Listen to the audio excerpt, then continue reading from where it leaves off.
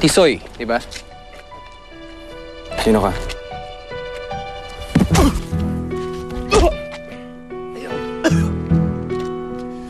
Ba problema mo?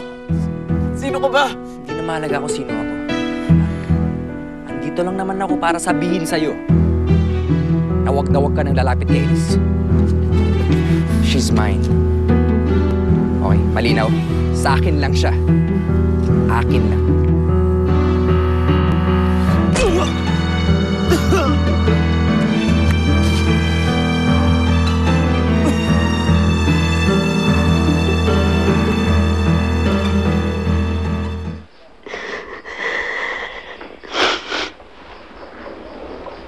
Elise.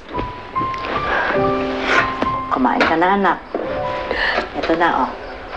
Hindi ka na. Hindi ako nagugutom. Ano? Elise, huwag mo nga akong dadramahan, ha? Halika na. Tumayo ka na riyan. Andiyan ang pagkain. Kumain ka na. Sige na. Sige na. Uy. Kayo ba nagluto o si Lola Tilda po? Ay, Elise. Wala na si Lola Tilda. Pinalayas ng daddy mo. At ito naman si Carlos, pinababantayan niya ikaw ng mahusay. Sinabihan ng guard na huwag kang palalabasin.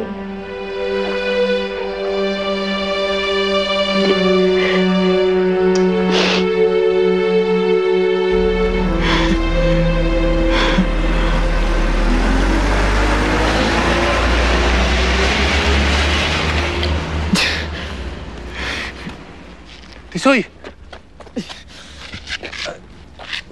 Anak ng mayor yun, ah. Anong nangyari? Binalaan niya ako. Ako eh. Elise ko Douglas. Sinabihan na naman kita eh. Huwag mo nang abutin yung hindi mo kaya. Hindi natin kalibel yung mga yan. Mahirap kalaban yan.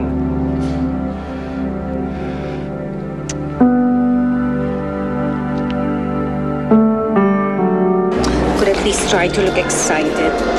Hindi ka naman, pakita tayo kay Mayor. Tara muna tayo. Let's go, let's go, let's go, let's go. Good evening. Oy, sandali ah. Carlos! Leila! Mayor! Hey! Mayor. Ay, super sorry ha that we're late kasi alam mo naman ito si Carlos. Masyadong inaatupag ang trabaho, panay trabaho. Okay lang yan. Pero kung nagmamadali talaga kayo, eh, pakikilala ko muna sa inyo ang date ko. Ito ba si Ellen? Yung kasama mong nagla-lunch ng isang araw? Yes. Oh, I'm excited to meet her, Mayor. Yeah, she's here. Yeah, tara.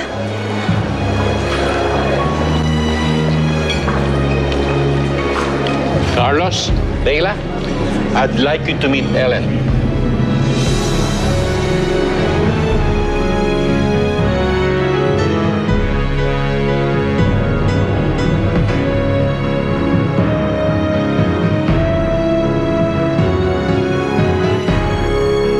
Bakit mo biglang naisip na